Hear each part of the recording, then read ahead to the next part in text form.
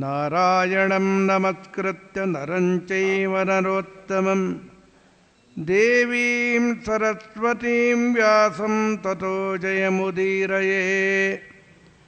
ನಾರಾಯಣಾಯ ಪರಿಪೂರ್ಣಗುಣಾರ್ಣವಾಯ ವಿಶ್ವೋದಯಸ್ಥಿತಿಲಯೋನ್ನಿಯತಿಪ್ರದಾಯ ಜ್ಞಾನಪ್ರದಾಯ ವಿಬುಧಾಸುರಸೌಖ್ಯದುಃಖಸತ್ಕಾರಣಾಯ ವಿತತಾಯ ನಮೋ ನಮಸ್ತೆ. ಆಚಾರ್ಯಪವನೋಸ್ಮಾಕಂ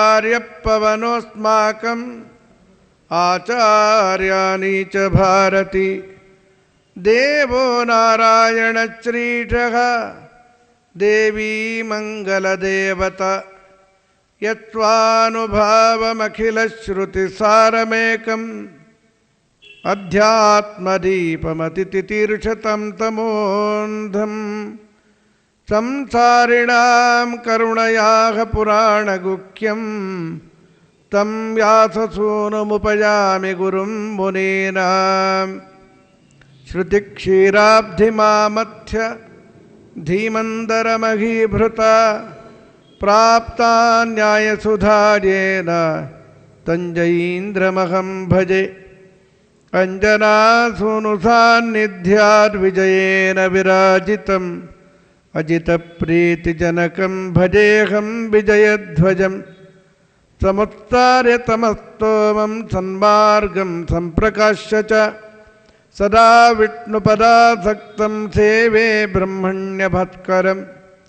ಶ್ರೀಗೋಪಿಕಾಪತಿನಿವೇದಿತಷಟ್ಟಿಶಾಖಮುಖ್ಯೋರುಭೋಜನವಿದೂಷಣತತ್ಪರಾಣಾಂ ಸಂದರ್ಶಿತೋರುನಿಜಕುಕ್ಷಿಗತಾರ್ದ್ರಶಾಖ ಶ್ರೀಪಾದರಾಜಗುರವೆಸ್ತು ನಮಃ ಶುಭಾಯ.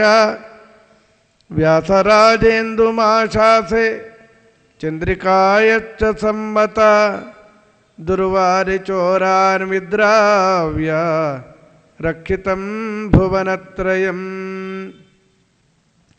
ತಪೋ ವಿದ್ಯಾ ವಿರಕ್ತ್ಯಾದಿ ಸದ್ಗುಣೌಘಾಕರಾನಹಂ ವಾದಿರಾಜಗುರೂನ್ ವಂದೇ ಹಯಗ್ರೀವದಯಾಶ್ರಯನ್. ಭಕ್ತಾನಾಂ ಮಾನಸಾಂಭೂಢಭಾನವೇ ಕಾಮಧೇನವೇ ನಮತಾಂ ಕಲ್ಪತರವೇ ಜೈಂದ್ರಗುರವೇ ನಮಃ. ಪ್ರಣಮತ್ಕಾಮಧೇನುಂಚ ಭಜತ್ಸುರತರೂಪಮಂ ಶ್ರೀಭಾವಬೋಧಕೃತ್ಪಾದಚಿಂತಾಮಣಿಮುಪಾತ್ಮಗೆ. ಶ್ರೀಮತೋ ರಾಘವೇಂದ್ರಶ್ಚ ನಮಾಮಿ ಪದಪಂಕಜೆ. ಕಾಮಿತಾಶೇಷಕಲ್ಯಾಣಕಲನಾಕಲ್ಪಪಾದಪೌ ಧರ್ಮೋ ವಿವರ್ಧತಿ ಯುಧಿಷ್ಠಿರಕೀರ್ತನೇನ ಪಾಪಂ ಪ್ರಣಶ್ಯತಿ ವೃಕೋದರಕೀರ್ತನೇನ. ಶತ್ರುರ್ವಿನಶ್ಯತಿ ಧನಂಜಯಕೀರ್ತನೇನ. ಮಾದ್ರೀಸುತೋ ಕಲಯತಾಂ ನ ಭವಂತಿ ರೋಗಾಃ. ಆಪಾರಮೌಲಿಪರ್ಯಂತಂ ಗುರುಣಾಮಾಕೃತಿಂ ಸ್ಮರೇತ್ ತೇನ ವಿಘ್ನಾಃ ಪ್ರಣಶ್ಯಂತಿ ಸಿದ್ಧ್ಯಂತಿ ಚ ಮನೋರಥಾಃ. ಸ್ವಸ್ಥಸ್ತು ಸತಾಂ ಅಶೇಷ ಸನ್ಮಂಗಲಾನಿ ಭವಂತು. ಶ್ರೀಮನ್ಮಹಾಭಾರತ ತಾತ್ಪರ್ಯ ನಿರ್ಣಯದ 9ನೇ ಅಧ್ಯಾಯ ರಾಮಾಯಣ ಮುಕ್ತಾಯ ಘಟ್ಟ. ಉತ್ತರಕಾಂಡದ ಗೊಂದಲ ಸನ್ನಿವೇಶಗಳಲ್ಲಿ ಸರ್ವಜ್ಞಾಚಾರ್ಯರು ಕೊಟ್ಟ ನಿರ್ಣಯವನ್ನು ಇಲ್ಲಿ ನಾವು ಕಾಣಬಹುದಾಗಿದೆ. ಮಹಾಭಾರತ ತಾತ್ಪರ್ಯ ನಿರ್ಣಯ ಒಂದು ಅದ್ಭುತ ಕೃತಿ. ಅದು ಅತ್ಯದ್ಭುತ. ಆಚಾರ್ಯರದ್ದು ಎಲ್ಲವೂ ಹಾಗೆ. ಇದು ಪಂಡಿತ ಪಾಮರರಿಗೂ ಕೂಡ ಬಹಳ ಅನುಕೂಲಕರವಾದದ್ದು. ಭಾರತ ಗೊತ್ತಿದೆ, ಆದರೆ ಗೊತ್ತಿಲ್ಲ ನಮಗೆ. ಎಲ್ಲಿ ಗೊತ್ತಿಲ್ಲ ಅನ್ನೋದು ಕೂಡ ಗೊತ್ತಿಲ್ಲಲ್ಲ. ಇದು ಓದಿದರೆ ಗೊತ್ತಿಲ್ಲದೆ ಇರೋದು ಏನು ಅಂತ ಗೊತ್ತಾಗತ್ತೆ. ತಸ್ಮಾದಯಂ ಗ್ರಂಥವರೋ ಅಖಿಲೋರು ಧರ್ಮಾದಿ ಮೋಕ್ಷಾಂತ ಪುಮರ್ಥಹೇತು.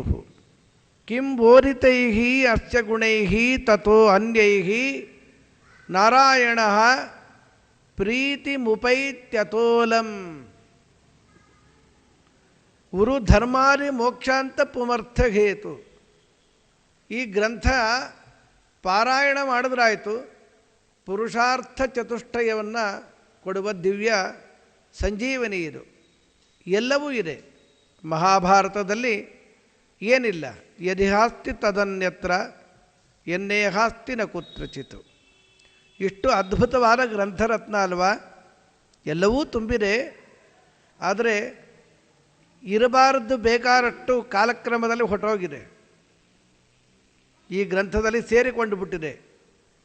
ಇರಬೇಕಾದ್ದೆಲ್ಲ ತೆಗೆದುಹಾಕಿಬಿಟ್ಟಿದ್ದಾರೆ. ನಮ್ಗೆ ಹೇಗೆ ಗೊತ್ತಾಗುತ್ತಲ್ಲಿ? ಸರ್ವಜ್ಞಾಚಾರ್ಯ ಅದನ್ನು ಫಿಲ್ಟ್ರ್ ಮಾಡಿ ಅದನ್ನೆಲ್ಲ ಶುದ್ಧಿಗೊಳಿಸಿ ತಾತ್ಪರ್ಯ ನಿರ್ಣಯ, ವಿಶೇಷತೋ ಭಾರತ ವರ್ತಮಚಾರಿ ಅಂತಾರೆ. ಭಾರತಕ್ಕಾಗಿ 32 ಅಧ್ಯಾಯವನ್ನು ಮೀಸಲಿಟ್ಟಿದ್ದಾರೆ. ಈ ಕಾರಣದಿಂದ ಇದನ್ನು ಮಹಾಭಾರತ ತಾತ್ಪರ್ಯ ನಿರ್ಣಯ ಅಂತ ಕರೆದರೆ 3 ಅಧ್ಯಾಯ ಅನಂತ ಶಾಸ್ತ್ರಗಳ ಸಾರವನ್ನು ತಿಳಿಸಿಬಿಟ್ಟಿದ್ದಾರೆ. ಮೂರು ಅಧ್ಯಾಯದಲ್ಲಿ. 4ನೇ ಅಧ್ಯಾಯದಿಂದ ಹಿಡಿದು 9 ಅಧ್ಯಾಯಗಳ ಪರ್ಯಂತರವಾಗಿ 6 ಅಧ್ಯಾಯದಲ್ಲಿ ರಾಮಾಯಣದ ನಿರ್ಣಯಗಳನ್ನು ಸರ್ವಜ್ಞಾಚಾರ್ಯರು ಅತ್ಯದ್ಭುತ. ಅದು ಸಂತೋಷ ಏನು ಅಂದರೆ ನಮಗೂ ಇದು ಸಿಕ್ಕಿದೆಯಲ್ಲಪ್ಪ, ನಮಗೂ ಸ್ವಲ್ಪ ಅರ್ಥವಾಗುತ್ತಲ್ಲ ಇಲ್ಲಿ ಎನ್ನುವುದೇ ಒಂದು ತೃಪ್ತಿ ಕೊಡುವ ಸಂಗತಿ. ಇಲ್ಲಿ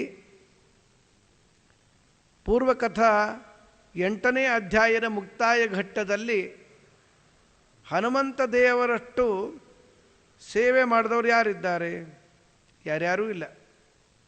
ರಾಮನಿಗೆ ಹನುಮಂತನಕ್ಕಿಂತಲೂ ಕೂಡ ಪ್ರಿಯರು ಯಾರಿದ್ದಾರೆ?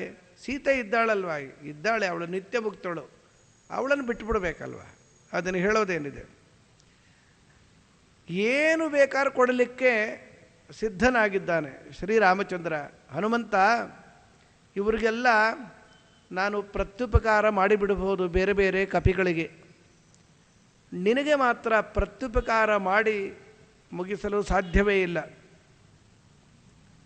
ಆದ್ದರಿಂದ ಕೇಳು, ನಿನಗೇನು ಬೇಕೋ ಕೇಳು, ಎಲ್ಲವನ್ನ ಕೊಟ್ಟು ಬಿಡ್ತೇನೆ ಅಂತ ಹೇಳಿದಾಗ ಹನುಮಂತ ದೇವರು ಕೇಳಿದ್ದು ನೋಡಿ. ಯಸ್ತೆ ಕಥಾ ಸೇವಕಯೇವ ಸರ್ವದಾ ಸದಾ ರತಿಹಿ ತ್ವಯಿ ಅಚಲೈಕ ಭಕ್ತಿಹಿ ಸಜೀವಮಾನೋ ನ ಪರ ಕಥಂಚಿತ್ ತಜ್ಜೀವನಂ ಮೇಸ್ತು ಅಧಿಕಂ ಸಮಸ್ತಾತ್. ನಿನ್ನ ಕಥಾ ಸೇವಕನಾಗೇ ಇದ್ದು ಬಿಡಬೇಕು. ಕಥಾ ಸೇವಕ ಅಂದರೆ ಏನು? ನಿನ್ನ ಮಹಿಮೆ ಕಿವಿಗೆ ಬೀಳ್ತಾ ಇರಬೇಕು. ಅದು ಬಿಟ್ಟು ಲೌಕಿಕ ವಾರ್ತೆ ಎಷ್ಟು ಕಿವಿಗೆ ಹಾಕ್ಕೊಂಡ್ರೂ ಇವತ್ತಿದ್ದಾಗ ನಾಳೆ ಇಲ್ಲ ಪ್ರಪಂಚ. ನಾವು ತಿಳಿದ ಪ್ರಪಂಚವಾ, ಅಯ್ಯೋ ನೆನ್ನೆ ಹೇಗಿತ್ತು ಇವತ್ತು ಚೇಂಜ್ ಆಗಿಬಿಡ್ತಲ್ಲ, ಇದನ್ನು ತಿಳ್ಕೊಂಡು ಏನಾಗಬೇಕಾಗಿದೆ? ಸುಮ್ಮನೆ ತಲೆಗೊಂದು ಭಾರ, ಕಸ ಇದ್ದ ಹಾಗೆ.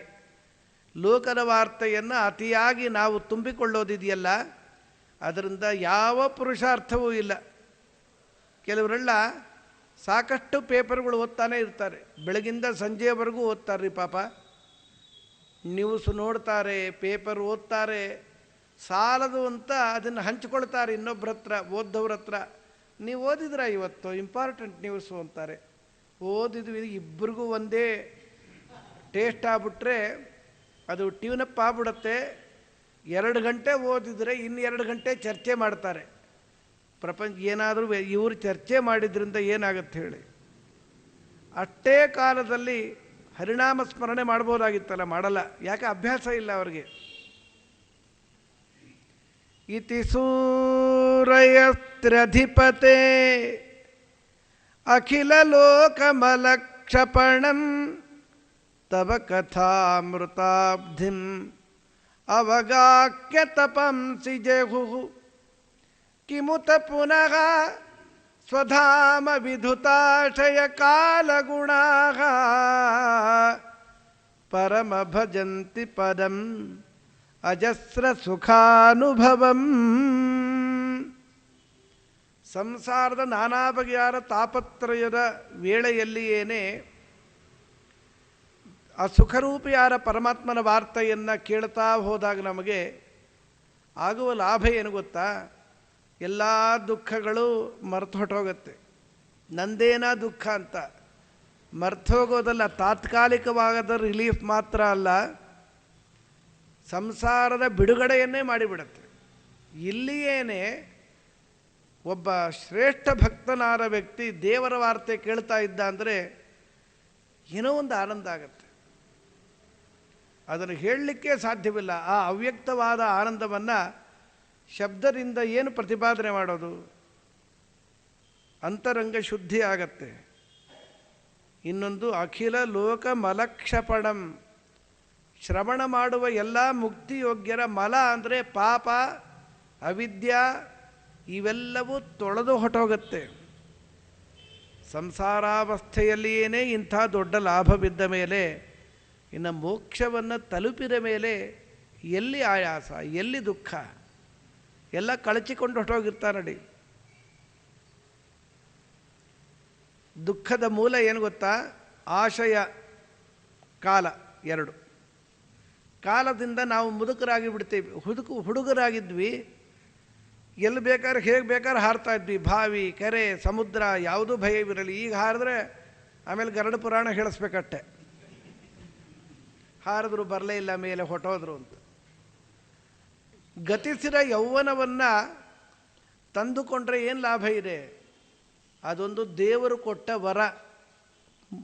ಮುದಿತನ ಇದೆಯಲ್ಲ, ಅದು ಶಾಪ ಅಲ್ರಿ, ವರ ಅದು. ಯಾಕೆ ಗೊತ್ತಾ? ಸಾವಿನ ಭಯ ಆವಾಗ ಶುರು ಆಗತ್ತೆ. ಮನುಷ್ಯ ಸಾಧನೆ ಮಾಡಿಕೊಳ್ಳಬಹುದು. ಭಯವಿದ್ದವನು ಸುಮ್ಮನೆ ಭಯಪಡೋದಲ್ಲ, ಸಾರ್ಥಕವಾದ ರೀತಿಯಲ್ಲಿ ಆತಂಕಕ್ಕೆ ಒಳಗಾದ ಮನುಷ್ಯ ವಾನಪ್ರಸ್ಥಕ್ಕಂತೂ ಹೋಗ್ಲಿಕ್ಕೆ ಬರೋದಿಲ್ಲ. ರಾಯರ ಮಠಕ್ಕೆ ಬಂದು ಶ್ರವಣ ಮಾಡ್ತೀರಲ್ಲ, ಇದು ವಾನಪ್ರಸ್ಥವೇ. ವನಪದರ ಅಭಿಪ್ರಾಯವನ್ನು ಹೇಳುತ್ತಾ 7ನೇ ಸ್ಕಂದ ಭಾಗವತದಲ್ಲಿ ವನಂಗತೋ ಯದ್ಧರಿಮಾಶ್ರಯೇತ, ವನಕ್ಕೆ ಹೋಗಿ ನರಹರಿಯ ಒಲುಮನೆಯನ್ನು ಪಡೆಯೋ. ಇವತ್ತು ವನ ಎಲ್ಲಿದೆ ರೀ ಬೆಂಗಳೂರಲ್ಲಿ? ಈ ಅಮರಜ್ಯೋತಿ ನಗರ ವನವೇ ಇದು ಒಂದು ಕಾಲದಲ್ಲಿ.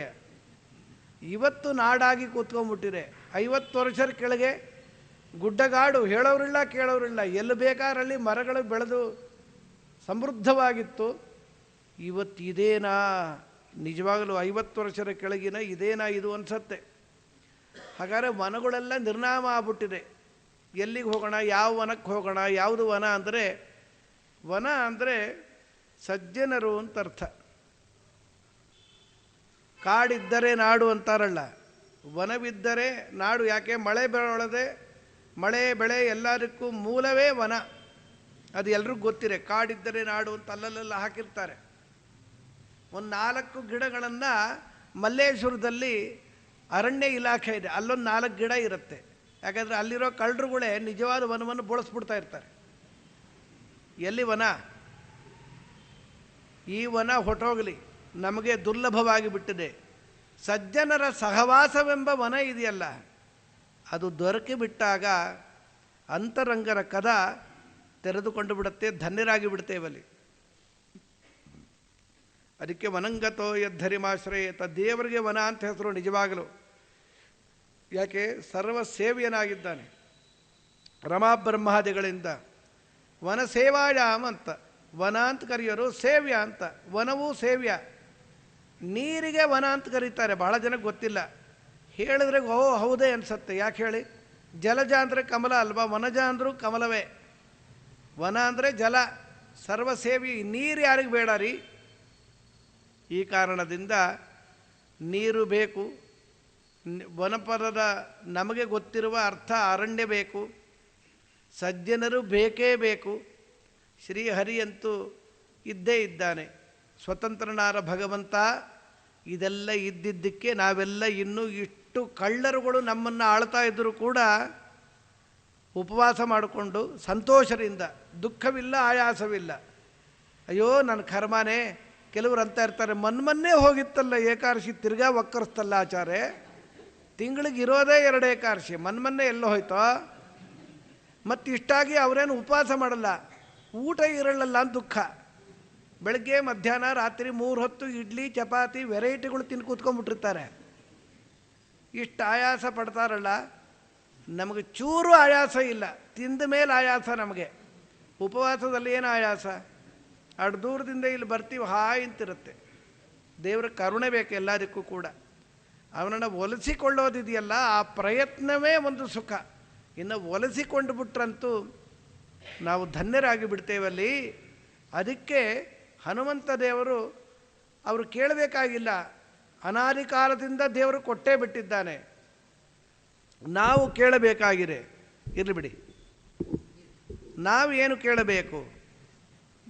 ಸ್ವಾಮಿ, ನಿನ್ನ ವಾರ್ತೆ ಕೇಳುವ ಸೌಖ್ಯ ಕೊಡು, ಭಾಗ್ಯ ಕೊಡು.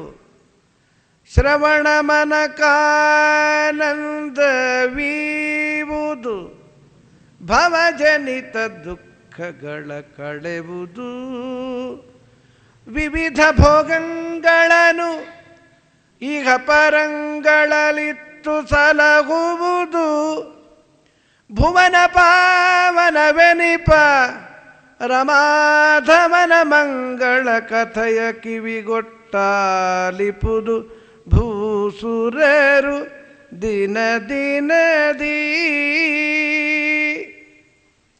ಹರಿಕಥೆ ಪರಮಾದರದಲ್ಲಿ ಕೇಳುತ್ತ ಮೆರೆದು ತನುವ ಸುಖ ಸುರಿಯುತ್ತಲಿ. ಉರುಗಾಯನ ಸಂದರುಷನ ಹಾರೈಸಿರುಳು ಹಗಲು ಜರಿ ಜರಿದು ಬಳಲುವುದೇ ಫಲವಿದು ಬಾಳುವುದಕ್ಕೆ. ಸಿರಿ ನಿಲಯನ ಗುಣಗಳ ತಿಳಿದು ಭಜಿಸುವುದೇ ಫಲವಿದು ಬಾಳುವುದಕ್ಕೆ. ಯಸ್ತೆ ಕಥಾ ಸೇವಕಯೇವ ಸರ್ವದಾ ಸದಾ ರತಿಹಿ ತ್ವಯಿ ಅಚಲೈಕ ಭಕ್ತಿಹಿ. ನಿನ್ನಲ್ಲಿ ಸದಾ ರತಿ ಬೇಕು, ಭಕ್ತಿ ಬೇಕು, ಅಚಲವಾದ ಭಕ್ತಿ ಬೇಕು. ಕೆಲಸ ಆದ ಕೂಡಲೇ ಡಾಕ್ಟ್ರನ್ನ ಮತ್ತು ಈ ವಕೀಲುಗಳು ಎಲ್ಲ ಬಿಟ್ಬಿಡ್ತಾರೆ. ಆಮೇಲೆ ರೀ ನೆನಪಿದೆಯೇನ್ರಿ? ಅಯ್ಯೋ ಏನು ನೆನಪವರು ಹೊಟ್ಟೋಗ್ತಾ ಇರ್ತಾರೆ. ಹಾಗೆ ದೇವ್ರನ್ನ ಯಾವುದಕ್ಕೋ ಬಳಸ್ಕೊಂಡು ಆಮೇಲೆ ದೇವರೆಲ್ಲೋ ನಾವೆಲ್ಲೋ ಆಗ್ಬಿಟ್ರೆ ಸಂಕಟ ಬಂದಾಗ ಬರ್ತಾ ಇರ್ತಾರೆ, ನಾವು ನೋಡ್ತೀವಿ. ಏನಾದರೂ ಮಾಡಿ ಅಂತ ಸ್ವಲ್ಪ ರಿಪೇರಿ ಆಗ್ಬಿಟ್ರೆ ಅಂತಲ್ಲ, ಅವ್ರ ಮುಖ ನೋಡಬೇಕು. ದೀನರಾಗಿದ್ದವರು ಆಮೇಲೆ ಏನು ದೇವ್ರು ಕಟ್ಕೊಂಡು ಏನು ಅಂತ. ದೇವರು ಅನಾದಿ ಕಾಲದಿಂದಲೂ ಅನಂತ ಕಾಲದವರೆಗೂ ನಮಗೆ ಉಪಕಾರ ಮಾಡ್ತಾ ಇರ್ತಾನೆ. ಅವನ ಉಪಕಾರದ ಕಂಟ್ಯೂನಿಟಿ ಈ ಕ್ಷಣದಲ್ಲಿದೆ. ಅವನ ಅನುಗ್ರಹ ಮಾಡಿ ಆರೋಗ್ಯ ಕೊಟ್ಟಿದ್ದಕ್ಕೆ ನೀವೆಲ್ಲ ಬಂದು ಇಲ್ಲಿ ಕೇಳ್ತಾ ಇದ್ದೀರಿ. ನಾನು ಬಂದು ನನ್ನಿಂದ ನುಡಿಸ್ತಾ ಇದ್ದಾನೆ. ನಮ್ಮದು ಯಾವ ತಂತ್ರವಿದೆ? ನಿದ್ರೆಯಲ್ಲಾದರೂ ಸ್ವಾತಂತ್ರ್ಯ ಇದೆ ನಮಗೆ. ಈ ಅಹಂಕಾರವನ್ನು ಕಳೆದುಕೊಂಡರೆ ಮಾತ್ರ ಮೊದಲು ಹರಿಭಕ್ತನಾಗಲಿಕ್ಕೆ ಎಲಿಜಿಬಿಲಿಟಿಲಿ ಬರುತ್ತೆ. ಇಲ್ಲದೆ ಏನಿದೆ ನಮಗೆ? ಆ ಎಲಿಜಿಬಿಲಿಟಿ ಬರಬೇಕಾದ್ರೆ ಅಹಂಕಾರ ಇರಬಾರ್ದು. ನಾನು ಹೋದರೆ ಹೋದೇನು ಅಂತ ಹೇಳಿದ್ದೇನದು? ಅಹಂಕಾರ ಹೋಗಬೇಕು, ನನ್ನ ಒಳಗಿರೋ ನಾನು ಹೋಗಬೇಕು. ಅದು ಹೋಯಿತು ಅಂದರೆ ನಾವು ಬಚಾವಾಗ್ತೀವಲ್ಲಿ. ಅದು ಯಾವಾಗ ಹೋಗುತ್ತೆ? ಎಷ್ಟು ದೊಡ್ಡವನ್ರಿ ಆ ದೇವರು. ನಾವು ಯಾತರವನಾನಯ್ಯ ಇಂದಿರೇಶ, ಎಲ್ಲಿ ಅವನು ಸ್ವಾಮಿ ನಾನು. ಆದ್ದರಿಂದ ಸ್ವಾಮಿ ಸಜೀವಮಾನಃ, ದೇವರ ವಾರ್ತೆ ಕೇಳ್ತಾನಲ್ಲ ಅವನು ನಿಜವಾಗಲೂ ಬದುಕಿದ್ದಾನೆ ಅಂತ ಅರ್ಥ. ನ ಪರ ಕಥಂಚಿತ್, ಹರಿವಾರ್ತೆಯಲ್ಲಿ ಯಾರು ಇರೋದಿಲ್ಲವೋ ಅವನು ಉಸಿರಾಡೋ ಪ್ರೇತ ಅಂತ ಅರ್ಥ. ಊಟ ಮಾಡ್ತಾನೆ, ಅನ್ನಕ್ಕೆ ದಂಡ ಭೂಮಿಗೆ ಭಾರ ಅಂತ ಅರ್ಥ. ನಮ್ಮ ಗುರುಗಳು ಪೇಜಾವರ ಶಿಪಾರಂಗಳವರಿಗೆ 86 ವರ್ಷ ಈಗ ನಡೀತಾ ಇದೆ. ಅದು ಮುಗಿದು ಹೋಗುತ್ತೆ. 86 ಮುಗಿದು 87 ಮುಗಿದು ಹೋಗುತ್ತೋ ಏನೋ. ಮುಂದಿನ ಪರ್ಯಾಯ ಬಿಡೋ ಅಷ್ಟೊತ್ತಿಗೆ ಓಡ್ತಾರೆ. ಅವ್ರು ಕೂತು ನಡಿಲಿಕ್ಕೆ ಬರಲ್ಲ, ಅಷ್ಟು ಸ್ಪೀಡು. ತಲೇನೂ ಏನು ಸ್ಪೀಡದು. ಏನ್ರಿ ಇದಕ್ಕೆ? ಎಲ್ಲಿಂದ? ಕಥಾ ಸೇವಕಯೇವ ಸರ್ವದಾ, ದೇವರ ವಾರ್ತೆಯಲ್ಲಿ ಮುಳುಗಿಬಿಟ್ಟಿದ್ದಾರೆ. 33-34 ಸುಧಾಮಂಗಳಗಳನ್ನು ಮಾಡಿಬಿಟ್ಟಿದ್ದಾರೆ.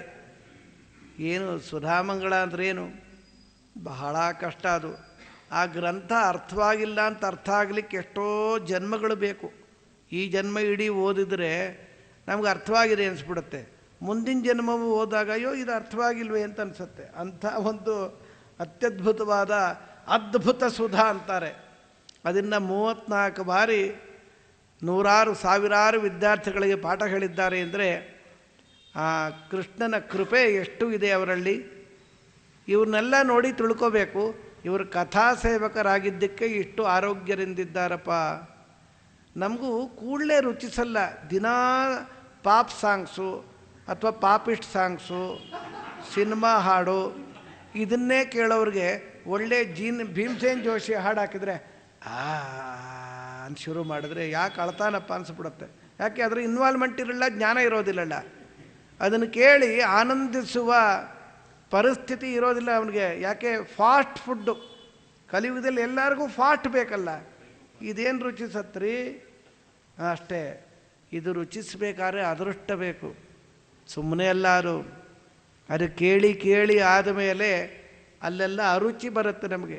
ಬೇರೆ ಕಡೆಯಲ್ಲಿ ತದಲಂ ಬಹುಲೋಕ ವಿಚಿಂತನಯ ಪ್ರವಣಂ ಕುರು ಮಾನಸ ಮೀಶಪರೆ, ದೇವರ ಪಾರದಲ್ಲಿ ಮನಸ್ಸನ್ನು ಲಗ್ನ ಮಾಡ್ಕೊಳ್ಳೋ.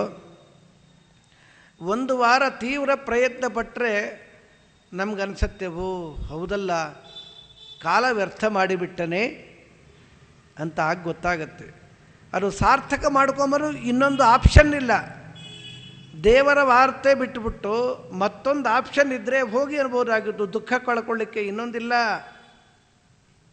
ಸಜೀವಮಾನಃ ನ ಪರಕ್ಕಥಂಚಿತ್ ತಜ್ಜೀವನಮ್ಮೇ ಅಸ್ತು ಅಧಿಕಂ ಸಮಸ್ತಾತ್. ಸ್ವಾಮಿನ್, ಆ ಜೀವನವನ್ನು ದಯಪಾಲಿಸೋ. ಹನುಮಂತ ದೇವರಿಗೆ ಇದ್ದೇ ಇದೆಯಪ್ಪ, ಅದನ್ನು ಕೇಳ್ತಾರವರು. ನಿಜವಾಗಲೂ ನಾವು ಕೇಳಬೇಕು ಇದನ್ನು ಕೇಳಬೇಕು ಅನ್ನೋದೇ ನಮ್ಗೆ ಗೊತ್ತಿಲ್ಲ. ಇನ್ನೇನು ಕೊಡಬೇಕು ನಿನಗೆ, ಇದೆಲ್ಲ ಇದ್ದಿದ್ದೇ ಆಗಿದೆ, ಇನ್ನೇನಣ್ಣ ಇಲ್ಲದೇ ಇರೋದು ಕೇಳು. ಇಲ್ಲದೇ ಇರೋದು ಯಾವುದು ಕೇಳೋ ಸ್ವಾಮಿ? ಇರೋದು ಸುಖವಾಗಿರಲಿ, ಅದು ನನ್ನ ಬಿಟ್ಟು ಹೋಗದೆ ಇದ್ದರೆ ಆಯಿತು. ಹಾಗಿದ್ರೂ ಕೊಟ್ಟುಬಿಟ್ಟಿರಿ. ನೀ ಕೊಟ್ಟಿರೋದು ನನ್ನಲ್ಲಿ ಸ್ಥಿರವಾಗಿದ್ದು ಬಿಟ್ರೆ ಸಾಕು. ಪ್ರವರ್ಧತಾಂ ಭಕ್ತಿರಲಂ ಕ್ಷಣೇ ಕ್ಷಣೇ ತ್ವಯೀಶಮೇ ಹ್ರಾಸ ವಿವರ್ಜಿತ ಸದಾ ಅನುಗ್ರಹಸ್ಥೆ ಮಯಿ ಚೈವಮೇವ ನಿರೌಪಧೌ ತೌ ಮಮ ಸರ್ವಕಾಮ. ಜಗತ್ಪತಿ, ಕ್ಷಣ ಕ್ಷಣದಲ್ಲಿ ನಿನ್ನಲ್ಲಿ ಇರುವ ಭಕ್ತಿ ವೃದ್ಧಿ ಆಗ್ತಾ ಹೋಗ್ಬೇಕು ಸ್ವಾಮಿ. ಪ್ರವರ್ಧತಾಂ, ವರ್ಧತಾಂ ಸಾಲಿಲ್ಲ ಅವರಿಗೆ, ಪ್ರವರ್ಧತಾಂ ಚೆನ್ನಾಗಿ ಬೆಳೆಯಬೇಕು. ಅಲಂ ಕ್ಷಣೇ ಕ್ಷಣೆ, ಕ್ಷಣ ಕ್ಷಣದಲ್ಲಿ ಅವನಿಂದ ಉಪಕಾರ ಪಡಿತೀವಲ್ಲ. ನಾವು ಪ್ರತಿಯಾಗಿ ಆ ಪೂರ್ಣನಿಗೆ ಏನೂ ಕೊಡಲಿಕ್ಕಾಗೋದಿಲ್ಲ. ಅವನನ್ನು ಪ್ರೀತಿಸೋರು ಬೇಡವೇ? ಅವನಿಂದ ಇಷ್ಟು ಉಪಕಾರ ಪಡೆದಿದ್ದೀವಿ ಅನ್ನೋ ಸೌಜನ್ಯ ಬೇಡವೇ ನಮಗೆ? ಆ ಭಕ್ತಿ ಎಂಥದ್ದು. ಈಶಾ ತ್ವಯಿ ಹ್ರಾಸ ವಿವರ್ಜಿತ, ಅದು ಸ್ವರ್ಗಬಾರ್ದು, ಕೊರಗಬಾರ್ದು. ಆ ಭಕ್ತಿ ಬೆಳೀತಾ ಹೋಗಬೇಕು. ದಿನೇ ದಿನೇ ದಿನೇ ಬೆಳೆಸ್ಕೊಂಡು ಹೋಗ್ಬಿಡ್ಬೇಕು. ಮುಂದಿನ ಜನ್ಮದಲ್ಲಿ ನೆಕ್ಸ್ಟ್ ಸ್ಟೆಪ್ಪೇ ಕೊಡ್ತಾನವನು. ನಾವು ಮಾಡಿದ ಸಾಧನೆ ಅದು ಎರೇಸಾಗೋದಿಲ್ಲ. ಅಯ್ಯೋ ಇಷ್ಟೆಲ್ಲ ಮಾಡ್ತೀವಿ, ಸತ್ತು ಹೋಗ್ತೀವಿ, ಅಯ್ಯೋ ಸತ್ತೇ ಸಾಯ್ತೀವಿ, ಇಷ್ಟೆಲ್ಲ ಮಾಡಿದ್ದು ಎಲ್ಲಿಗೆ ಹೋಗುತ್ತೆ? ಮಾಡಿದ್ದುಣ್ಣೋ ಮಹಾರಾಜ. ಒಳ್ಳೆಯದು ಮಾಡಿದ್ರೂ ಕೂಡ ಅದನ್ನು ನಾವೇ ಉಣಬೇಕು. ಇನ್ನು ಮಾಡಬಾರದ್ದು ಮಾಡಿದ್ರೂ ಕೂಡ ಅದರ ಫಲಾನುಭಾವಿಗಳು ನಾವೇ ಆಗ್ತೇವಲ್ಲಿ. ಹರಾಸ ಇರಬಾರ್ದು, ಅದೇ ದೊಡ್ಡ ಅನುಗ್ರಹ. ನಿನ್ನ ಕಥಾ ಸೇವನೆ, ನಿನ್ನಲ್ಲಿ ಭಕ್ತಿ ಅದು ನಿರುಪಾಧಿಕವಾಗಿರಬೇಕು ಅಂತಾರೆ. ದೇವರಿಂದ ನಮಗೆ ಏನಕ್ಕೆನ್ನ ಆಚೆ ಅಂತಾರೆ. ದೇವರಲ್ಲಿ ಭಕ್ತಿ ಮಾಡು ಅಂತಿರಲ್ಲ, ದೇವರು ಏನು ನಮ್ಗೆ ಅನುಗ್ರಹ ಮಾಡಿದ್ದಾನೆ, ಅವರಿಂದ ಏನು ಅನುಕೂಲವಾಗಿದೆ ಅಂತಾರೆ. ಎಲ್ಲವೂ ನನ್ನ ಅಸ್ತಿತ್ವವೇ ಅವನಿಂದ, ಇನ್ನೇನು ಹೊಸದಾಗಬೇಕ್ರಿ? ದೇವರಿಂದ ನನ್ನ ಇರುವಿಕೆ, ನನ್ನ ಉಸಿರಾಟ, ದ್ರವ್ಯಂ ಕರ್ಮಚ ಕಾಲಶ್ಚ ಸ್ವಭಾವ ಜೀವ ಏವಚ ಯದನುಗ್ರಹತಃ ಸಂತಿ ನ ಸಂತಿ ಯದು ಉಪೇಕ್ಷೆಯ. ದೇವರೇನಾದರೂ ಅದನ್ನು ವಿಡ್ರಾ ಮಾಡ್ಕೊಂಬಿಟ್ರೆ ಯಾವುದೂ ಇರಲಿಕ್ಕೆ ಸಾಧ್ಯವಿಲ್ಲ. ಎಲ್ಲವೂ ತನ್ನ ತನ್ನ ಸ್ವಭಾವದಿಂದ ಇದೆ ಅಂದರೆ ಅವನು ಸಂಕಲ್ಪದಿಂದ. ನಮ್ಮ ನಿಮ್ಮೆಲ್ಲರ ಸ್ವಭಾವದ ಅಭಿವ್ಯಕ್ತಿ ಅದು ತಾಮಸ ಸ್ವಭಾವ ಅಭಿವ್ಯಕ್ತ ಆಗ್ಬಿಟ್ರೆ ದುಃಖ. ನಾವೆಲ್ಲ ಸಾತ್ವಿಕರು ಅಂತ ಅನ್ಕೊಂಬಿಟ್ಟಿದ್ದೀವಲ್ಲ. ಇಲ್ದಿರ ಪುರಾಣಕ್ಕೆ ಬರ್ತೀವೇನ್ರಿ ನಾವು? ಸಾತ್ವಿಕರೇ. ಸುಳ್ಳೆ ನಮ್ಮನ್ನು ಯಾಕೆ ನಾವು ನಿಂದನೆ ಮಾಡ್ಕೋಬೇಕು? ತಾಮಸರು ನಾವು ಖಂಡಿತ ಅಲ್ಲ, ನೀವು ಯಾರೂ ಅಲ್ಲ, ನಾವು ಯಾರೂ ಅಲ್ಲ, ನಾವೆಲ್ಲ ಸಾತ್ವಿಕರೇ. ಆದರೆ ನಮಗೆ ಭರವಸೆ ಇಲ್ಲ, ಅದರಲ್ಲಿ ನಂಬಿಕೆ ಸರಿಯಾಗಿ ಬಂದಿಲ್ಲ.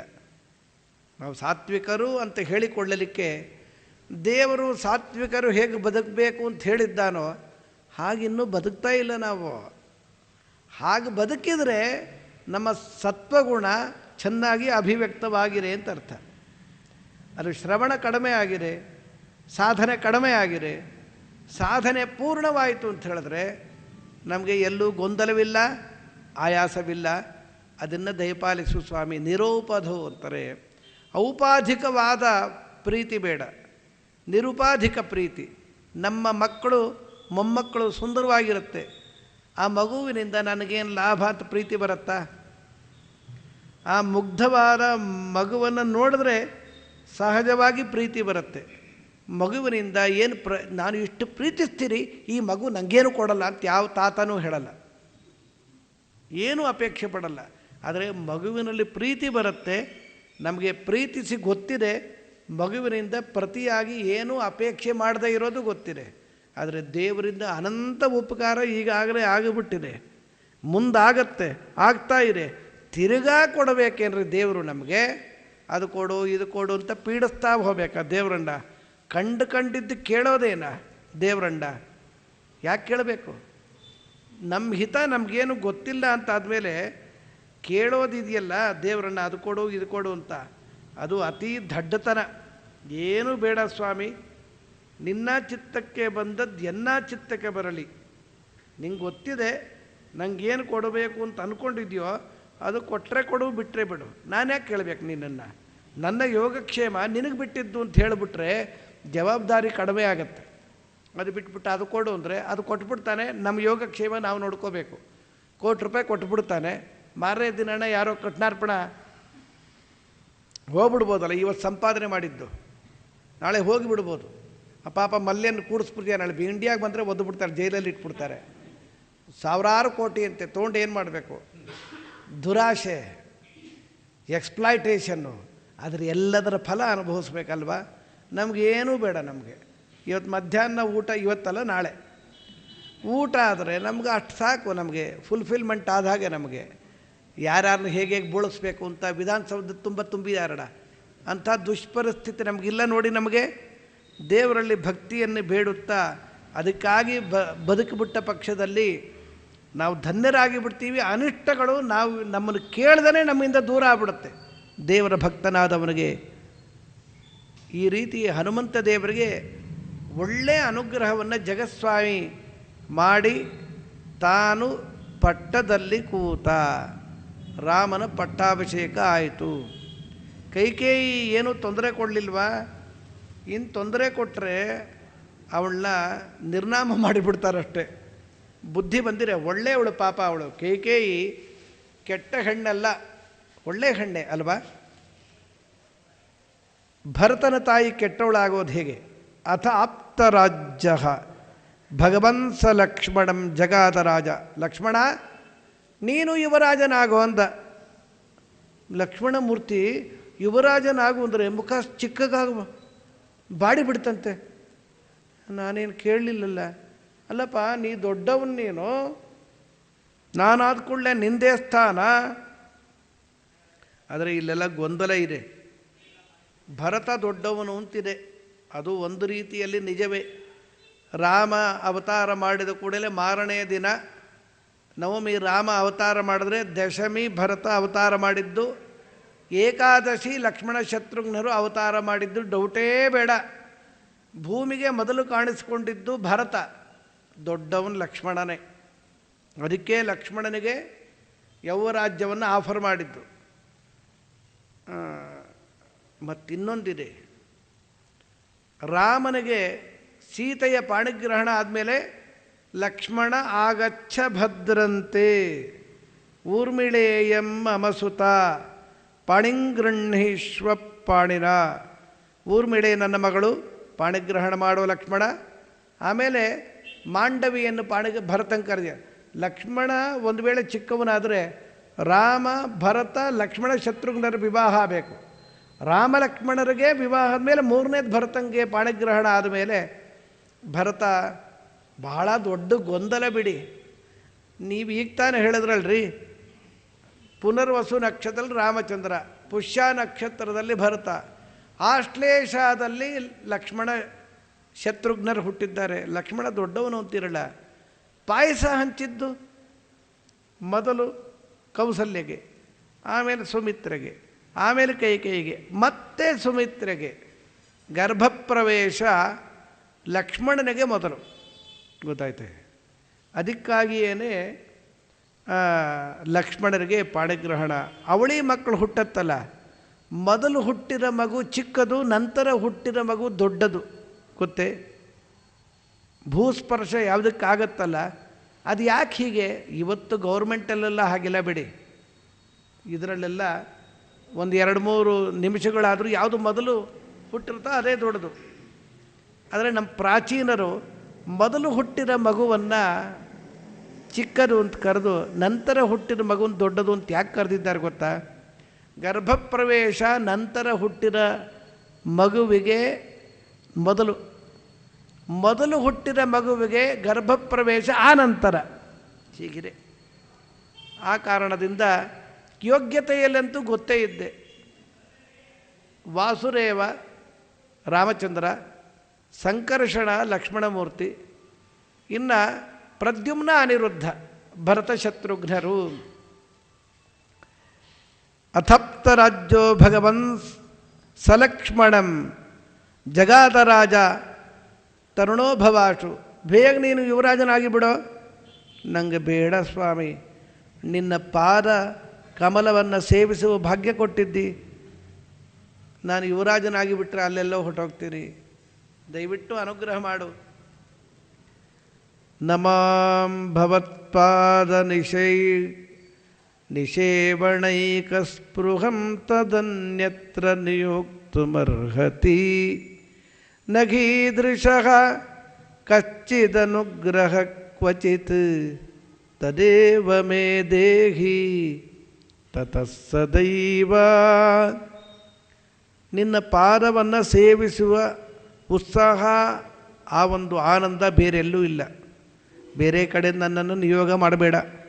ನೀನು ನನಗೆ ಅನುಗ್ರಹ ಮಾಡಬೇಕು ಅಂತಿದ್ದರೆ ಯವ್ವ ರಾಜ್ಯ ಬೇಡ ಸ್ವಾಮಿ. ಮತ್ತೇನು ಮಾಡ್ತಿ? ನೀನು ಎಲ್ಲಿರ್ತೀಯೋ ಅಲ್ಲಿ ನಿನ್ನ ಜೊತೆಗಿರ್ತೀನಿ. ಈ 4 ಮಕ್ಕಳಿಗೆ ಒಟ್ಟಿಗೆ ತೊಟ್ಟಲು ಹಾಕಿದ್ದಾರೆ. ನಿರೂಪಣೆ ಇದೆ ವಾಲ್ಮೀಕಿ ರಾಮಾಯಣದಲ್ಲಿ. ಈ ಒಂದೇ ತೊಟ್ಲ ಇಲ್ಲಲ್ಲ, ಬೇರೆ ಬೇರೆ ರತ್ನರ ತೊಟ್ಟಿಲಿನಲ್ಲಿ ತೂಗುವ ವೇಳೆಯಲ್ಲಿ ಲಕ್ಷ್ಮಣ ವಿಪರೀತ ಅಳ್ತಾ ಇದೆ ಇದ್ದಕ್ಕಿದ್ದ ಹಾಗೆ. ಡಾಕ್ಟ್ರುಗಳೆಲ್ಲ ಯಾಕೆ ಅಳ್ತಾ ಇದೆಯೋ ಗೊತ್ತಿಲ್ಲ ಅಂದ್ಬಿಟ್ರು. ಎಲ್ಲರೂ ಕೂಡ ಉತ್ತರ ಕೊಡಲಿಕ್ಕೆ ಆಗ್ತಾನೇ ಇಲ್ಲ.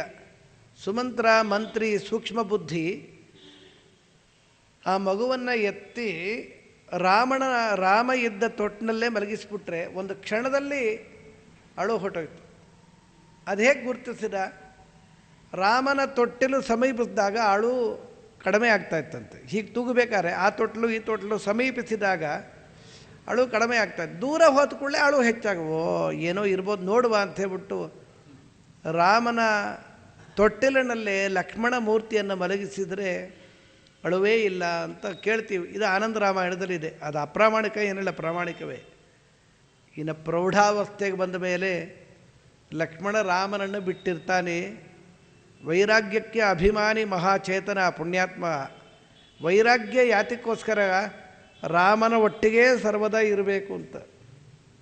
ಈ ಕಾರಣದಿಂದ ನಹೀದೃಶಃ ಕಶ್ಚಿದನುಗ್ರಹ ಕ್ವಚಿತ್ ತದೇವ ಮೇ ದೇಹಿ ತತಃ ಸದೈವ. ಅದೇ ಬೇಕು ಸ್ವಾಮಿ ನನಗೆ, ಹಾಗೇ ಆಗಲಪ್ಪ ಅಂತ ರಾಮಚಂದ್ರ. ಬೇಡ ತಾನು ನಿಂಗೆ ಭರತನ ಕೊಟ್ಲ. ಇತೀರಿತಃ ತಸ್ಯ ಸದೇವ ತದೇವ ದತ್ವಾ ದೃಢಂ ಸಮಾಶ್ಲಿಷ್ಯ ಚ ರಾಘವ ಪ್ರಭು ಸಯೌವರಾಜ್ಯೆ ಭರತಂ ನಿಧಾಯ ಜುಗೋಪಲೋಕಾನ್ ಅಖಿಲಾನ್ ಸಧರ್ಮಕಾನ್. ಲಕ್ಷ್ಮಣನನ್ನ ಗಟ್ಟಿಯಾಗಿ ಆಲಿಂಗನ ಮಾಡಿಕೊಂಡಂತೆ ನಮ್ಮಪ್ಪ ಶ್ರೀರಾಮಚಂದ್ರ. ಏನು ಬೇಕು ರೀ, ರಾಮನನ್ನ ಮುಟ್ತೀವಿ, ನೋಡ್ತೀವಿ, ಮುಟ್ಟೋರು ಬೇಡ, ನೋಡೋದೇ ಭಾಗ್ಯ. ಅನಂತ ಜೀವನದ ಸಾಧನೆ ಒಮ್ಮೆ ರಾಮನನ್ನು ನೋಡಿಬಿಟ್ರೆ ಸಾಕು ಅಂತಿರುತ್ತೆ. ಅಂಥ ಶ್ರೀರಾಮಚಂದ್ರ ಆಲಿಂಗನ ಮಾಡಿಕೊಂಡಲ್ಲ. ಇದಕ್ಕಿಂತ ಇನ್ನೇನು ಬೇಕಾಗಿದೆ ಮಹಾನುಭಾವನಿಗೆ? ಜಾಂಬುವಂತನಿಗೆ ಚೂರು ಸ್ಪರ್ಶ ಆಗ್ಬಿಡುತ್ತಂತೆ ರಾಮನ ದೇಹ. ಸ್ವಾಮಿ ಮುಟ್ಲ ಅಂದ. ಯಾಕೋ? ಇನ್ನೊಂದು ಸಲ ಮುಟ್ತೀನಿ. ಆಕಸ್ಮಿಕವಾಗಿ ನಿನ್ನ ದೇಹ ಸ್ಪರ್ಶ ಆಯಿತು, ಇನ್ನೊಮ್ಮೆ ನಿನ್ನ ದೇಹ ನೀ ಹೇಳಿದ್ರೆ ಮುಟ್ತೀನಿ ಸ್ವಾಮಿ. ಮುಟ್ಟಪ್ಪ ಅಂದ. ಮುಟ್ಟದ. ಎಲುಬಿಲ್ಲ, ಚರ್ಮ ಇಲ್ಲ. ಚರ್ಮ ಇದೆಯಾ ದೇವರಿಗೆ? ಆದರೆ ಆ ಶೇಪ್ ಇದೆ, ಕರಚರಣಾದಿಗಳೆಲ್ಲ ಇದೆ, ಕೈ ಕಾಲು ಕಣ್ಣು ಎಲ್ಲವೂ ಇದೆ. ಆದರೆ ಸಪ್ತ ಧಾತುಗಳಿಂದ ನಿರ್ಮಿತವಾದ ಪ್ರಾಕೃತವಾದ ದೇಹ ಅಲ್ಲ ನಮ್ಮ ಸ್ವಾಮಿಯದ್ದು. ಅಪ್ರಾಕೃತ ಸುಂದರ ಮೂರ್ತಿ. ಅದು ಏನಪ್ಪ ಅಂದರೆ ಜ್ಞಾನ ಆನಂದ ಇದೆ ಅವನ ದೇಹ. ಅಂದರೆ ಅನಂತ ಶಕ್ತಿ, ಜ್ಞಾನ, ಆನಂದ. ಮುಟ್ಟಿದ್ರೆ ಮತ್ತೆ ಮೃದು, ಅದೇ ಮೃದು. ಲೋಕದಲ್ಲಿ ಅಷ್ಟು ಮೃದುವಾದ ವಸ್ತು ಮತ್ತೊಂದು ಇಲ್ಲವೇ ಇಲ್ಲ. ಅವತ್ತೇ ಕಡದ ಹಸುವಿನ ಬೆಣ್ಣೆ, ನಾಟಿ ಹಸುವಿನ ಬೆಣ್ಣೆ, ಪರಮಾತ್ಮನ ದೇಹದ ಸೌಕುಮಾರ್ಯ, ಅದರ ಒಂದು ಇದಿದೆಯಲ್ಲ ಮಾರ್ಧವ, ಅದ್ರ ಮುಂದೆ ಅದು ಕಠಿಣ ಅಂತಾದರೆ ಅತಿಶಯೋಕ್ತಿ ಆಗಲಾರದು, ತಿಳ್ಕೊಳ್ಳಿ. ಆಶ್ಚರ್ಯ ಆಗ್ಬಿಡ್ತು. ಸ್ವಾಮಿ ರಾವಣನ ಮೂಲ ಬಳಗವನ್ನು ಈ ದೇಹ ಇಟ್ಕೊಂಡು ನೀ ಸಂಹಾರ ಮಾಡಿದ್ದ. ಒಂದು 10 ನಿಮಿಷ ನಿನ್ನ ಜೊತೆ ನಾನು ದ್ವಂದ್ವ ಯುದ್ಧ ಮಾಡ್ತೀನಿ ಸ್ವಾಮಿ, ಅನುಗ್ರಹ ಮಾಡೋ. ಇಲ್ಲಿ ನನ್ನ ಹೆಂಡತಿ ಅಗ್ನಿ ಪ್ರವೇಶ ಮಾಡ್ತಾ ಇದ್ದಾಳೆ. ಈ ಸಮಸ್ಯೆ ಬಗೆಹರದ ಮೇಲೆ ತಡವಾಗಿ ಬಿಟ್ಟರೆ ನನ್ನ ತಮ್ಮ ಭರತ ಅಲ್ಲಿ ಅಗ್ನಿ ಪ್ರವೇಶ ಮಾಡಿಬಿಡ್ತಾನೆ. 2 ಅಗ್ನಿ ಪ್ರವೇಶಗಳ ಮಧ್ಯದಲ್ಲಿ ನಿನ್ನ ಜೊತೆ ನಾನು ಎಲ್ಲಿ ಯುದ್ಧ ಮಾಡಲೋ? ಮತ್ತು ಆಗಲ್ವಾ? ಮತ್ತು ಕೇಳು ವರ ಕೊಟ್ಟಿದ್ದೀನಿ ಇದೆಯಲ್ಲ, 28ನೇ ದ್ವಾಪರದಲ್ಲಿ ಅದಾಗಲಪ್ಪ ನಿನ್ನ ಜೊತೆ ನೀನು ಅಪೇಕ್ಷೆ ಪಟ್ಟಿದ್ದು ಅಂತ ರಾಮಚಂದ್ರ ವರ ಕೊಟ್ಟಿದ್ದಕ್ಕೆ 28 ದಿನ ಯುದ್ಧ ಆಯಿತು. ಇಲ್ಲದ್ರೆ ದೇವ್ರಿಗೆ ಅಷ್ಟು ಪುರುಸೊತ್ತ ಇದ್ದಿದ್ದೇ 106 ವರ್ಷ 6 ತಿಂಗಳು. ರಾಮಾವತಾರ ಕಾಲದಲ್ಲಿ ಶ್ರೀರಾಮಚಂದ್ರ ಧರೆಯಲ್ಲಿ ಕಾಣಿಸಿಕೊಂಡಿದ್ದು 11,700 ವರ್ಷ. ಕೃಷ್ಣಾವತಾರ 106 ವರ್ಷ 6 ತಿಂಗಳು ಅಷ್ಟೇ. ಇಷ್ಟು ಅಲ್ಪ. ರಾಮಾವತಾರ ಕಾಲದ ಸ್ಪ್ಯಾನ್ಗೆ ಇದನ್ನು ಕಂಪೇರ್ ಮಾಡಿದ್ರೆ ನಗಣ್ಯ, ಇದು ಏನೂ ಅಲ್ಲ. ಇಷ್ಟು ಅಲ್ಪ ಕಾಲದಲ್ಲಿ 1 ತಿಂಗಳು ಇದ್ದು ಬಿಡೋದಾ? ಒಂದು ಫೆಬ್ರವರಿ ತಿಂಗಳಲ್ಲೇ ಇದ್ದು ಯುದ್ಧ ಮಾಡೋದಾ? ಒಂದು 5 ನಿಮಿಷ 10 ನಿಮಿಷ ಯುದ್ಧ ಮಾಡಿದ್ರೆ ಆಗತ್ತಪ್ಪ. ಬೇರೆ ಎಲ್ಲೂ ಯಾಕೆ ಇಷ್ಟು ದಿನ ಯುದ್ಧ ಮಾಡ್ದ ಕೃಷ್ಣಾವತಾರದಲ್ಲಿ ಜಾಂಬುವಂತನ ಒಟ್ಟಿಗೆ ಅಂದರೆ ಉತ್ತರವೇ ಇಲ್ಲ. ಸರ್ವಜ್ಞಾಚಾರ ಕೊಡ್ತಾರ್ರಿ ಕರುಣಾಸಾಗರರವರು. 28ನೇ ದಿನ ದೇವರು ಲೈಟಾಗಿ ಒಂದು ಏಟು ಕೊಟ್ಟ. ಕೃಷ್ಣ ಪರಮಾತ್ಮನ ಪೆಟ್ಟಿಗೆ ಕೀಲಿ ಬಿಚ್ಚೋಗಿ ಇಷ್ಟ ದೈವವನ್ನು ರಾಮ ಅಂತ ಹೇಳಿ ಬಿದ್ದನಂತೆ.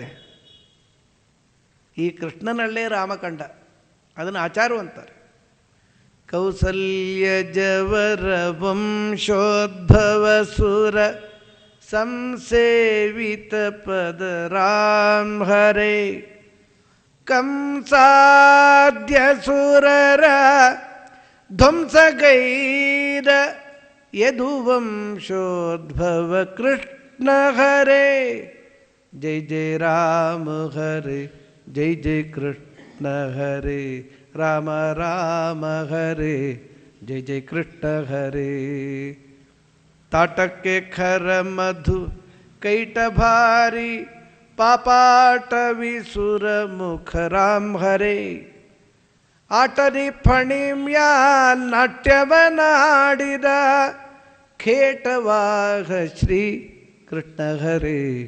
ಜೈ ಜೈ ರಾಮ ಹರೇ, ಜೈ ಜೈ ಕೃಷ್ಣ ಹರೇ. ಖಂಡಿಸಿದ ಶಶಿರ ಚಂಡಾಡಿದ ಕೋದಂಡ ಪಾಣಿ ರಾಮ್ ಹರೇ. ಪಾಂಡುತನಯರಿಂ ಚಂಡಕೌರವರ ದಿಂಡುಗೆಡಗಿಸಿದ ಶ್ರೀ ಕೃಷ್ಣ ಹರೇ ಜೈ ಜೈ ರಾಮ ಹರೇ ಜೈ ಜೈ ಕೃಷ್ಣ ಹರೇ. ಸ್ವಾಮಿ ನೀನು ಗುದ್ದಿದ್ನಲ್ಲೋ, ನಾ ಗುದ್ದಿದ್ದು ಹೇಗಿದೆ ನೋಡು, ಹೇಳಲಿಕ್ಕೆ ಆಗ್ತಾ ಇಲ್ಲ. ದೇವರ ಹತ್ತಿರ ಬಂದು ಅವನನ್ನು ಎತ್ತಿ ಆ ಜರ್ಜರಿತವಾದ ಜಾಂಬುವಂತನ ದೇಹವನ್ನು ಚಕ್ರದಿಂದ ಸೀಳಿ ಯೌವನವನ್ನು ಕೊಟ್ಟನಂತೆ ಕರುಣಾಸಾಗರ. ಜಾಂಬುವಂತ ಚಿರಂಜೀವಿ, ಆ ಮುದಿ ದೇಹದಿಂದ ಆಯಾಸವಾಗ್ತಾ ಇದ್ರೆ ಗತಿ ಏನು?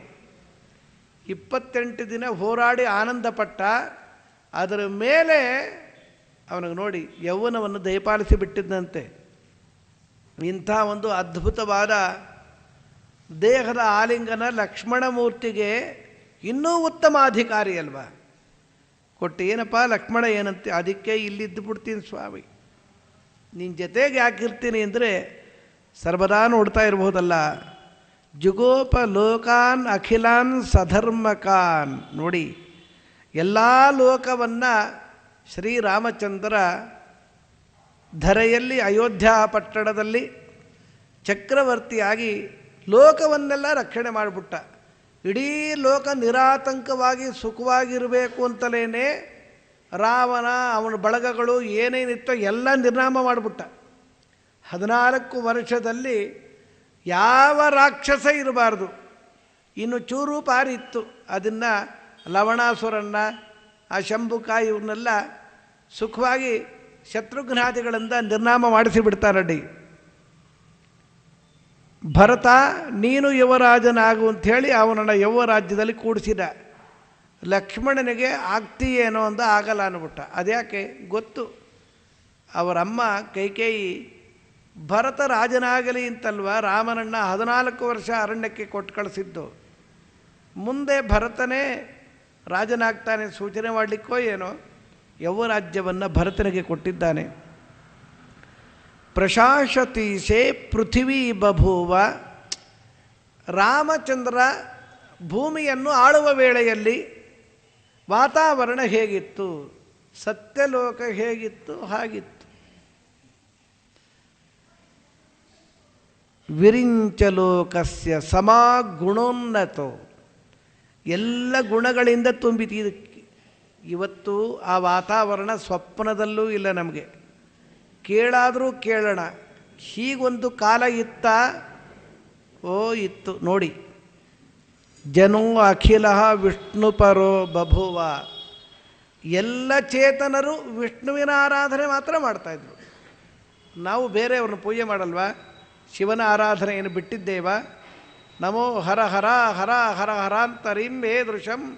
ನಮೋ ಭವ ಭವಾ ಭವ ಪ್ರಭವಭೂತೇ ಸಂಪದಾಂ. ನಮೋ ಮೃಡ ನಮೋ ನಮೋ ನಮೋ ಉಮೇಶ ತುಭ್ಯನ್ ನಮಃ. ಪ್ರತಿನಿತ್ಯ ನಾವು ಶಿವಸ್ತುತಿ ಪಾರಾಯಣ ಮಾಡ್ತೀವಿ, ಆದರೆ ಸರ್ವೋತ್ತಮತ್ವೇನ ಅವನ ಆರಾಧನೆ ಎಲ್ಲೂ ಇಲ್ಲ. ಪ್ರತಿಯೊಬ್ಬರಿಗೂ ಗೊತ್ತು. ಶ್ರೀಹರಿಯ ಮಗ ನಾರಾಯಣನ ಮಗ ಬ್ರಹ್ಮ, ಅವನ ಮಗ ಶಿವ. ಭಾಗವತದಲ್ಲಿದೆ, ವೇದದಲ್ಲಿದೆ. ಇಷ್ಟಿದ್ದರೂ ಎಲ್ಲ ಸಮ ಅಂತ ಹೇಳೋದು ಅದು ಹೇಗಾದೀತದು? ವಿಷ್ಣು ಸರ್ವೋತ್ತಮನಾಗಿ ಮುಖ್ಯವಾಗಿ ನಾವು ತಿಳಿಯಬೇಕಾದ ತತ್ವ ಗುಣಪರಿಪೂರ್ಣ ವಿಷ್ಣು ಒಬ್ಬನೇ ಸ್ವತಂತ್ರ, ಅವನೇ ರಾಜಾಧಿರಾಜ. ನೋಡಿ ಬೇಕಾದ್ರೆ ಯಾವುದೇ ವೇದ ತೆಗೆದು ನೋಡ್ರಿ, ಭಾಗವತ ನೋಡ್ರಿ, ಭಾರತ ನೋಡ್ರಿ. ಭಾರತದಲ್ಲೂ ಸುಸ್ಪಷ್ಟವಾಗಿದೆಯಲ್ಲ, ಸತ್ಯಂ ಸತ್ಯಂ ಪುನಃ ಸತ್ಯಂ ಉದ್ಧೃತ್ಯ ಭುಜ ಮುಚ್ಯತೆ ವೇದಶಾಸ್ತ್ರಾತ್ ಪರಂ ನಾಸ್ತಿ ನ ದೈವಂ ಕೇಶವಾತ್ ಪರಂ. ಸತ್ಯ ಸತ್ಯ ಅಂತ ಹಲವು ಬಾರಿ ಪ್ರತಿಜ್ಞೆ ಮಾಡಿ ನುಡಿಯುತ್ತೇನೆ.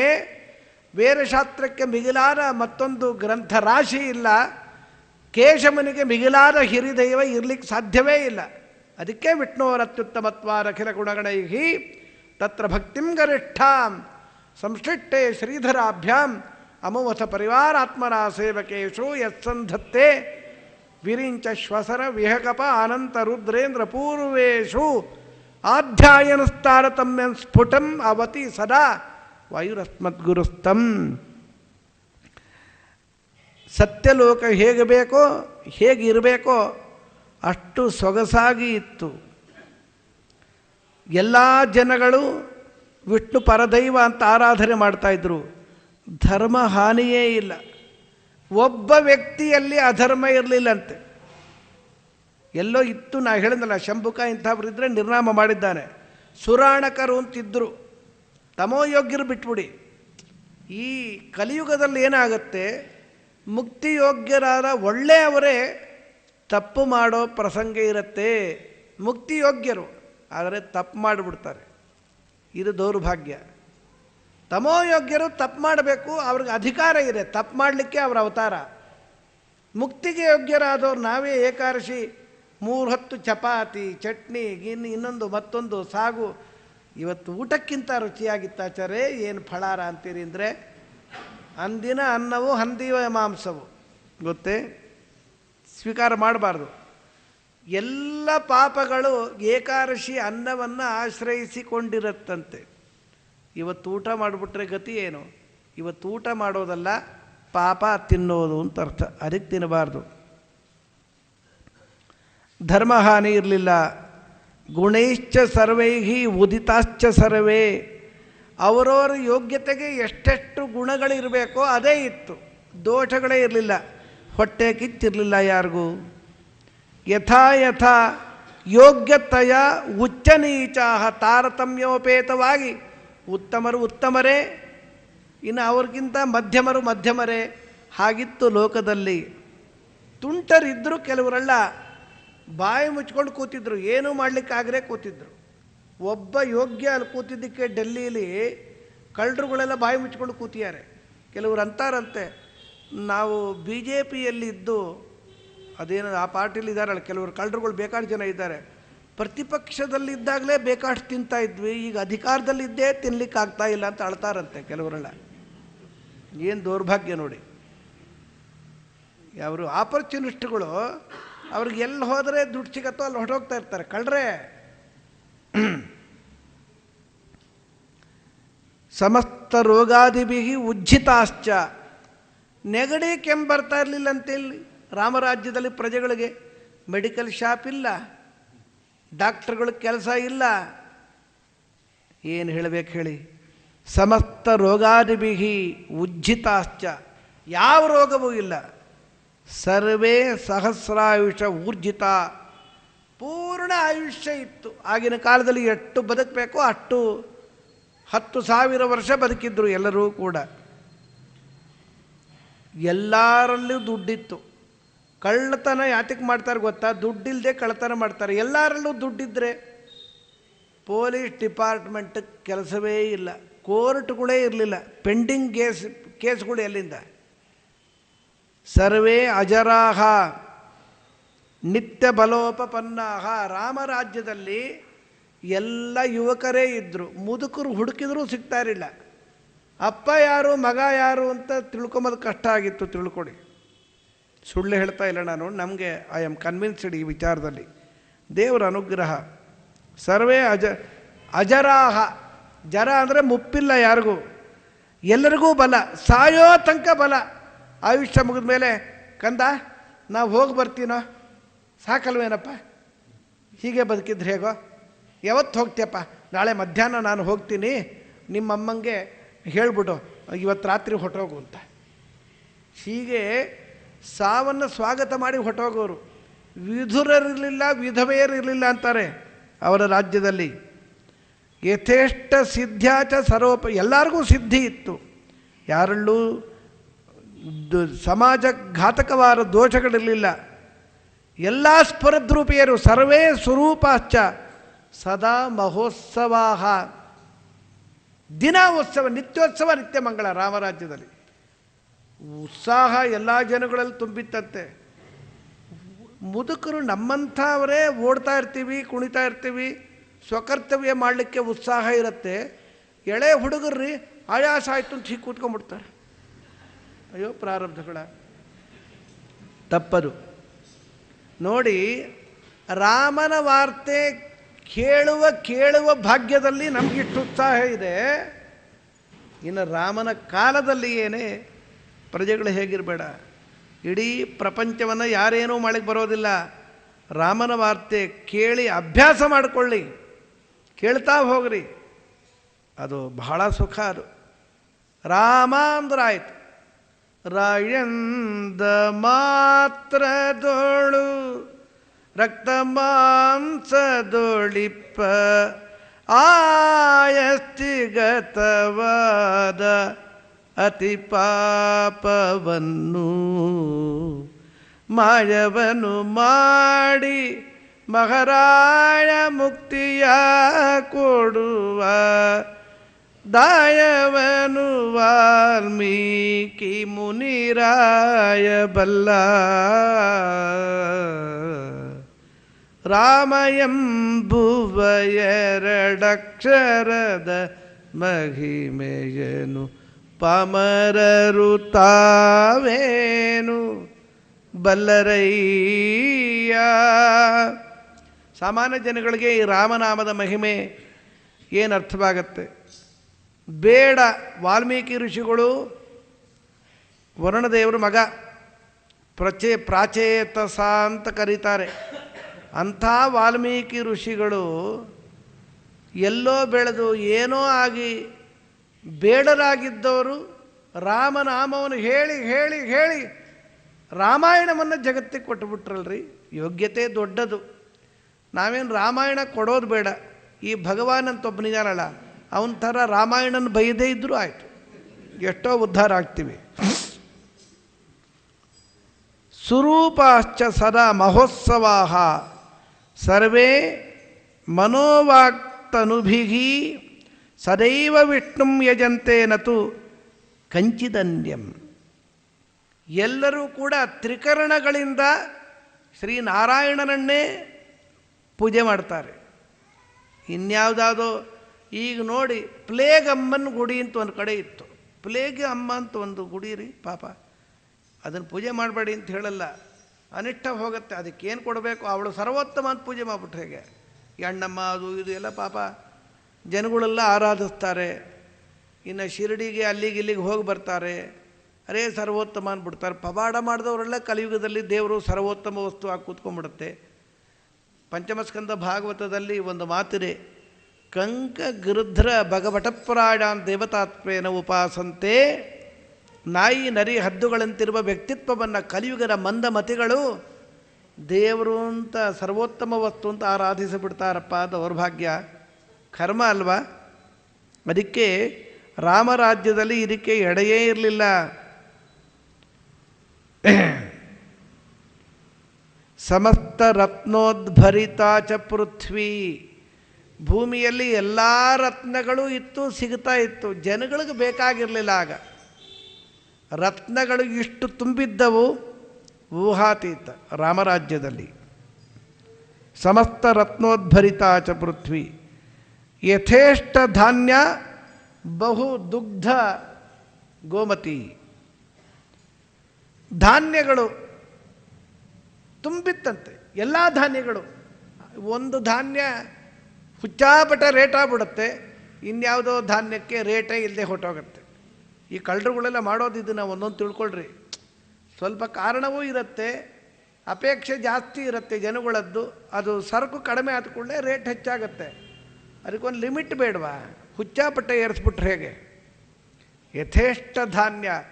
ನಾನು 50 ವರ್ಷದ ಕೆಳಗೆ ನೋಡಿದ್ದೆ ರೀ, ನಮ್ಮ ಮನೆಗಳಲ್ಲೆಲ್ಲ ಮುಳುಬಾಗಿಲಲ್ಲಿ ಕಳ್ಳೆಕಾಯಿ ಅಂದರೆ ಒಂದು 300-400 ಸೇರು. ಭತ್ತ ಅಂದ್ರೆ ಹಾಗೆ. ಇವತ್ತು ಆ ಭೂಮಿಗಳೇ ಬಂಜರಾಗಿ ಕೂತ್ಕೊಂಡ್ಬಿಟ್ಟಿದೆ. ಮಳೆ ಇಲ್ಲ, ಏನೇನೂ ಇಲ್ಲ. ಏನು ಮಾಡ್ತೀರಿ? ಅಧರ್ಮ ಹೆಚ್ಚಾಗಿ ಬಿಟ್ಟಿದೆ. ಒಂದು ಹೊಲದಲ್ಲಿ ಹೋಗಿದ್ದೇನೆ, ಅಲ್ಲಿ ಹೆಬ್ಬಣಿ ಅಂತಿದೆ, ಪುಂಗನೂರು ರೋಟಲ್ಲಿ. ನಾನು ಬಹಳ ಚಿಕ್ಕವನಾಗ ಹೀಗೆ ನಿಂತಿದ್ದೆ. ಅಲ್ಲೊಬ್ಬ ರೈತ ಬಂದ, ಸ್ವಾಮಿ ಕಾವಾಲ, ಅಲ್ಲೆಲ್ಲ ಕೊಲೋಕಿಯಲ್ಲಿ ತೆಲುಗು ಮಾತಾಡ್ತಾರೆ. ಸುಮ್ಮನೆ ಇದ್ದೆ, ಕೇಳಿಲ್ಲ. 2 ಗಿಡ ಕಿತ್ತಿ ಕೊಟ್ಬಿಟ್ಟು ಇಂಕ ಕಾವಾಲ ಅಂದ. ಒದ್ದು ಅಂದೆ. ಅರ್ಧಂಬರ್ಧ ತೆಲುಗು ಬರ್ತಾಯಿತ್ತು. ಏನು ರೀ ಹೀಗೆ ಇವತ್ತು ಒದ್ಬಿಡ್ತಾರೆ? ಅಲ್ಲಿ ಹೋಗಿ ನಿಂತ್ಕೊಂಡ್ರೆ ಆಯ್ತು, ಯಾವನೊಬ್ಬ ಕಳ್ದ ನಿಮ್ಮನ್ನ ಅಂತ. ರೈತರು ಹಾಗಿದ್ರಲ್ಲಿ ಅಷ್ಟು ಎಲ್ಲಿ ನೋಡಿ ಅದೆಲ್ಲ ಇವತ್ತು ಅಡ್ರೆಸ್ ಇಲ್ಲದೆ ಹೊರಟೋಗಿದೆ. ಇವತ್ತು ಕೋಲಾರಲ್ಲಿ ಕೆರೆ ರೀ, 2-3 ಕೆರೆಗಳು ತುಂಬಿರ್ತಾ ಇದ್ವು. ನಂದಿಯಿಂದ ನೀರು ಬರೋದು ಅಂತರ್ಗಂಗೆ ಅಂತ. ಏನಾಗ್ಬಿಟ್ಟಿದೆಯೋ ಗೊತ್ತಿಲ್ಲ. ತುರುಕರು ಹೆಚ್ಚಾಗ್ಬಿಟ್ಟಿದ್ದಾರೆ. ಅದಕ್ಕೆ ಹೀಗೆ ಎಲ್ಲೆಲ್ಲೋ ಅವ್ರು ಹೆಚ್ಚಾದರೆ ಸಗರ ಮೊದಲಾದ ಮಾಂಧಾತ ಚಕ್ರವರ್ತಿಗಳೆಲ್ಲ ನೀರು ನೆರಳು ಇಲ್ಲದೇ ಇರೋ ಕಡೆ ಅವ್ರಿಗೆ ಬಹಿಷ್ಕಾರ ಹಾಕ್ಬಿಟ್ಟಿದ್ದ. ಅವರು ಇಲ್ಲಿ ತುಂಬಿದ ಮೇಲೆ ಈ ದೇಶವೇ ಹಾಗಾಗ್ಬಿಡ್ತಾರೆ, ನೀರಿಲ್ಲ ನೆರಳಿಲ್ಲ. ಅವರೇ ಹೆಚ್ಚಾದರೆ ಇಷ್ಟೇ ಹಣೆ ಬರಲ್ವಾ? ಯಥೇಷ್ಟ ಧಾನ್ಯ. ಇನ್ನು ಬಹು ದುಗ್ಧ ಗೋಮತಿ, ಗೋವುಗಳು ಬೇಕಾದಷ್ಟು ಹಾಲು ಕೊಡ್ತಾಯಿತ್ತು. ಪ್ರತಿನಿತ್ಯ ಸರಿಯಾದ ರೀತಿಯಲ್ಲಿ ನಾವು ಗೋವಿನ ಹಾಲು, ನಾಟಿ ಗೋವಿನ ಹಾಲು ಕುಡಿದ್ರೆ ರೋಗ ನಿಯಂತ್ರಣ ಮಾಡುವ ಶಕ್ತಿ ಹಾಲಲ್ಲಿದೆಯಂತೆ. ಇವತ್ತು ನಂದಿನಿ ಹಾಲು ಬೆಳ್ಳಿಗೆ ಸೀಮೆ ಸುಣ್ಣ ಇದ್ದಾಗಿರುತ್ತದೆ. ಏನು ಕರ್ಮ, ಏನು ದೌರ್ಭಾಗ್ಯ ಅಲ್ವಾ? ಬೇರೆ ವಿಧಿ ಇಲ್ಲ, ಅದೇ ಸ್ವೀಕಾರ ಮಾಡಬೇಕು. ಇನ್ನು ರಾಮರಾಜ್ಯ ಹೇಗಿದೆ ಅಂತ ವರ್ಣನೆ ಮಾಡ್ತಾರೆ. ರಮಣೀಯ, ಅದ್ಭುತ, ಅನೇಕ ವಾರ್ತೆಗಳಿದೆ. ನಾಳೆ ಆದಷ್ಟು ನಾನು ಸರಿಯಾಗಿ ಬರ್ತೀನಿ. ಹೋದ ಸಲ ಇದ್ರ ಜೊತೆಗೆ ಇನ್ನೊಂದು ಮಿನಿ ಉಪನ್ಯಾಸ ಒಪ್ಕೊಂಡ್ಬಿಟ್ಟಿದ್ದೆ. ಅದಕ್ಕೆ ದಿನ 1/4 ಗಂಟೆ 20 ನಿಮಿಷ ಲೇಟ್ ಆಗ್ತಾಯಿತ್ತು. ಈ ಸಲ ಹಾಗೆ ಮಾಡಲ್ಲ. ಇವತ್ತು ನೋಡಿ 2 ನಿಮಿಷ ಮೊದಲೇ ಬಂದಿದ್ದೆ. ಶ್ರೀ ಹರಿಪ್ರಿಯತಾಂ ಕೃಷ್ಣ ಅರ್ಪಣವಸ್ತು.